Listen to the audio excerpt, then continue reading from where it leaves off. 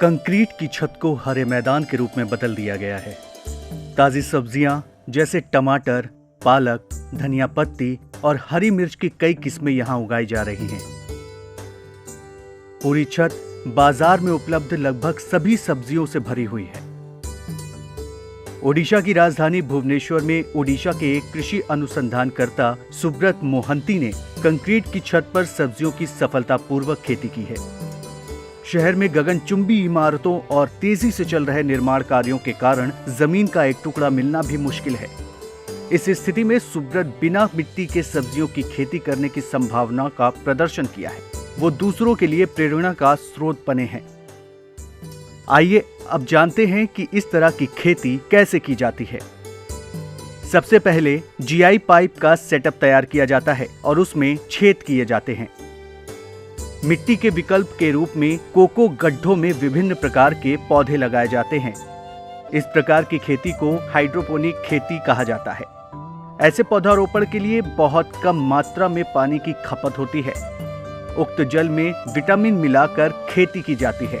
सुब्रत का कहना है कि इस तरह की खेती करने के लिए उन्होंने इंटरनेट की मदद ली है।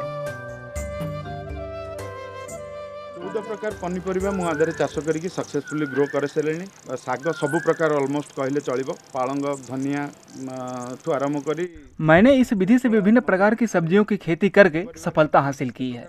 मैंने पालक, धनिया और पत्तेदार सब्जियां जैसे कोसाला की खेती की है। मैंने सभी प्रकार की फूल गोभी और टमाटर की 3 किस्मों की खेती की है। यह इस प्रकार की खेती करने का विशेष तरीका है। इस विधि में कोकोपीट की सहायता से खेती की जाती है। इस प्रकार की खेती करने के लिए आवश्यक सामग्री ओडिशा में उपलब्ध नहीं है। मुझे इसे राज्य के बाहर से लाना पड़ता है।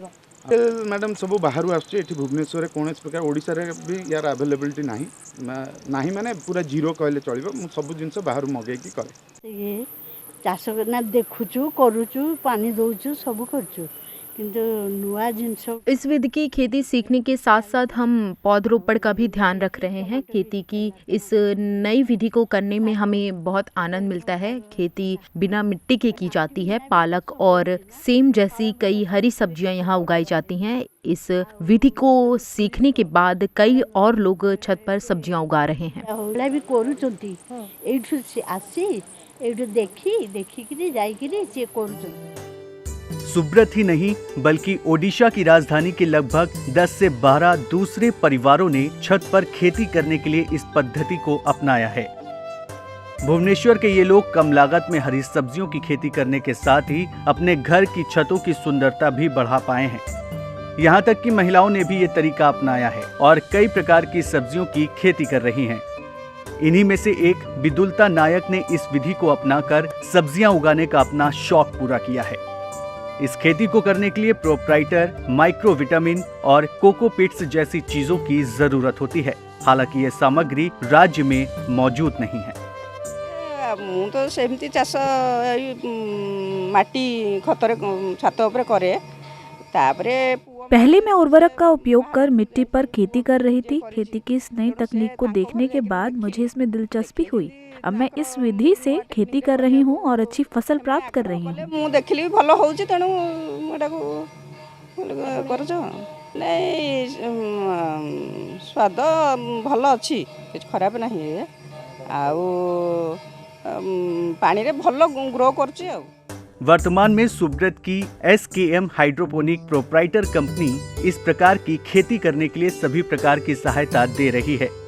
सुब्रत मोहंती का मूल उद्देश्य इस प्रकार की खेती को न केवल कस्बों में बल्कि ग्रामीण क्षेत्रों में भी लोकप्रिय बनाना है, क्योंकि ये मिट्टी की मदद के बिना और कम लागत पर भी की जाती है।